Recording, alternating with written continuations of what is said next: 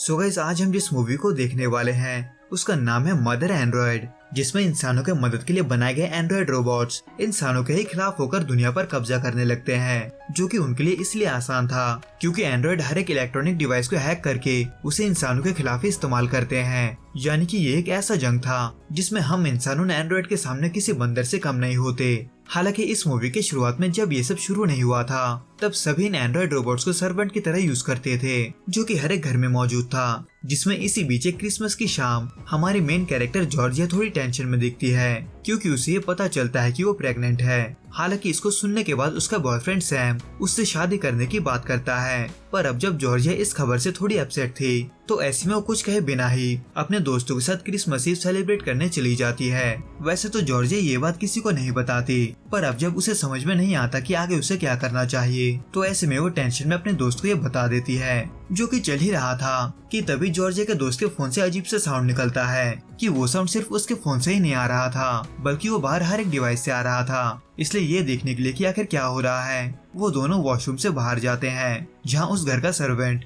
यानी कि Android Georgia के दोस्त को मार रहा था। यहाँ तक कि वो एंड्रॉयड अपने ओनर को भी मार देता है, जिसको देखने के बाद वहाँ से सभी डर के मारे भागने की कोशिश करते हैं। लेकिन इसी कोशिश में सैम एक एंड्रॉयड के हाथ लग जाता है। वैसे तो सैम को उसके दोस्त की वजह से कुछ नहीं होता, पर आखिर में एंड्रॉयड ने ऐसा क्यों किया, ये उनके लिए बहुत बड़ा सवाल बन जाता है, क्योंकि उन एंड्रॉयड्स को ऐसा करने के लिए प्रोग्राम नहीं किया गया था। लेकिन इससे पहले कि उन्हें इस सवाल का जवाब मिल पाता, वो बाहर भी सभी के साथ ऐसा ही होते हुए देखते हैं। पर इसको और भी बुरे सिचुएशन में बदलने में वक्त नहीं लगता, क्योंकि तभी सभी के फोन बॉम्ब की तरह फटने लगते हैं, जिससे जॉर्जिया इसलिए बच जाती है क्योंकि वो अपना फोन घर भुलाई थी। लॉन्ग स्टोरी शॉर्ट, ऐसे ही देखते देखते एंड्रॉयड हर जगह कब्जा करना शुरू कर देते हैं, जिनसे बचने के लिए जॉर्जिया सैम के साथ जंगलों में छुपते हुए रहने लगती है, जो कि फिलहाल सभी बचे हुए लोग कर रहे थे। और ऐसा करते करते और 9 महीने बीत जाते हैं, यानी कि जॉर्जिया अब किसी भी वक्त अपने बच्चों को जन्म दे सकती थी। लेकिन इस हालत में बच्चों को जंगल में जन्म देना ठीक नहीं था, क्योंकि एंड्रॉयड्स अभी बचे हुए लोगों की तलाश में लगे हुए थे।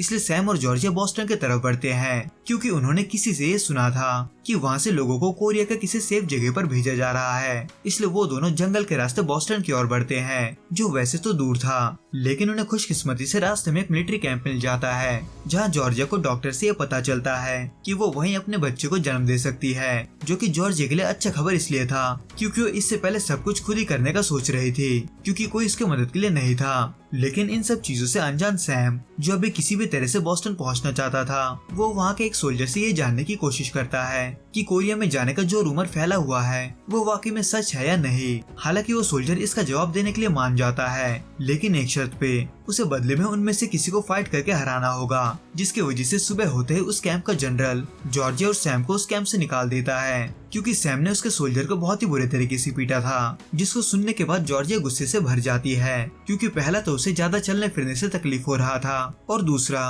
वो फिर से एक बार सेफ नहीं थी। जो इसी दौरान चलते चलते एक वीरान पड़े घर तक पहुंचते हैं, जहाँ कोई एंड्रॉयड है या नहीं ये देखने के बाद वो वहीं पर रात बिताते हैं, जहाँ एक बाइक भी था। इसलिए उसके अगले दिन उसको ठीक करके सैम उसके जरिए बाकी का रास्ता कवर करने का सोचता है, जो कि इस बाइक की वजह से कुछ ही घंटों में हो जाना था। पर इसमें खतरा ये था कि एंड्रॉयड उनके बाइक की आवाज को सुनकर उन तक पहुंच सकते हैं, पर इसको जानने के बावजूद भी सैम इस जोखिम को उठाता है। लेकिन उससे पहले कि वो दोनों बोस्टन तक पहुंचते, उन्हें एक एंड्रॉयड देख लेता है, और फिर बहुत जल्द और भी आर्मर आकर उसका पीछा करते हैं, जिनसे जॉर्जिया को बचाने के लिए सैम उसे बीच में ही उतार देता है, ताकि एंड्रॉयड जॉर्जिया को छोड़कर उसका पीछा करे, जिसकी वजह से जॉर्जिया उन एंड्रॉयड से बच तो जाती है, लेकिन वही सैम पकड़ा जाता है। हालांकि इस दौरान जॉर्जिया आर्थर नाम के एक बंदे से मिलती है, जो जॉर्जिया के तरह ही वहाँ छुपा हुआ था, जो जॉर्जिया के हालात को देखकर उसके मदद करने के लिए उसे अपने साथ ले जाता है। लॉन्ग स्टोरी शॉर्ट, आर्थर दरअसल उस कंपनी का प्रोग्रामर था जिसने उन एंड्रॉइड्स को बनाया था, इसलिए उसे पता था कि उनसे कैसे बचना है। यानी कि इसी वजह से आर्थर ने उस अजीब से दिखने वाले इलेक्ट्रॉनिक जैकेट को पहना था, जो कि आर्थर के मुताबिक उसे एंड्रॉइड के सामने इनविजिबल बना देता था। लेकिन इन सब के बावजूद भी वो अपने परिवार को बचा नहीं पाया था।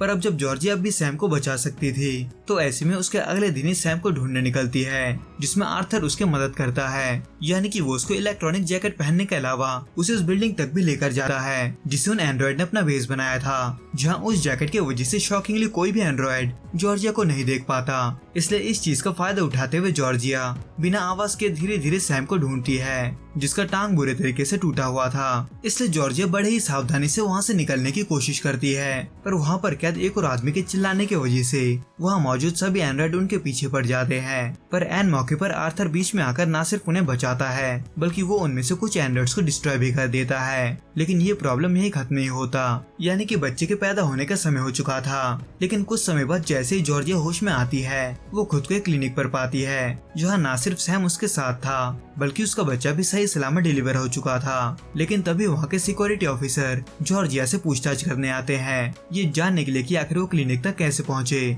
लॉन्ग स्टोरी शॉर्ट, जॉर्जिया उन्हें सब कुछ बता देती है, यहाँ तक कि आर्थर और उसके इलेक्ट्रॉनिक जैकेट के बारे में भी, जिसने उनको एंड्रॉइड के सामने इनविजिबल बना दिया था। जिसको सुनने के बाद सिक्योरिटी ऑफिसर भी चौंक जाता है क्योंकि उसके हिसाब से ऐसा कोई टेक्नोलॉजी था ही नहीं। जिसको सुनते ही जॉर्जिया को झटका लगता है क्योंकि वो ये जान चुकी थी कि आर्थर भी एक एंड्रॉइड है जिसने बाकी लोगों तक पहुंचने के लिए उसका इस्तेमाल किया था।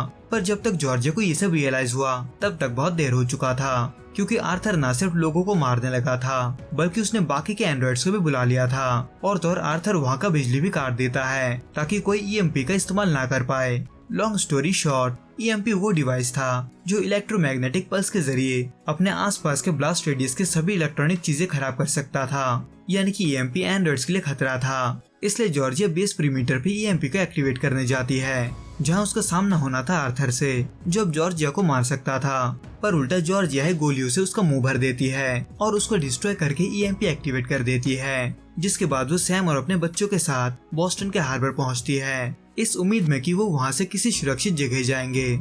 लेकिन वो सिर्फ बच्चों को ही ले जा रहे थे, इसलिए जॉर्जिया और सैम इस उम्मीद में उसे कोरिया भेज देते हैं कि वो वहां सेफ रहेगा। जिसको कुछ दिन होते ही है कि सैम भी पैर के इन्फेक्शन की वजह से मारा जाता है। इसलिए अकेले बची जॉर्जिया जिसके पास खोने को कुछ भी नहीं था वो इस मूवी के आखिर में एक मिलिट्री ग्रुप के साथ पोलैंड के लिए निकलती है उन एंड्रॉइड्स का सामना करने के लिए जिन्होंने उन सभी से उनका जिंदगी छीना था।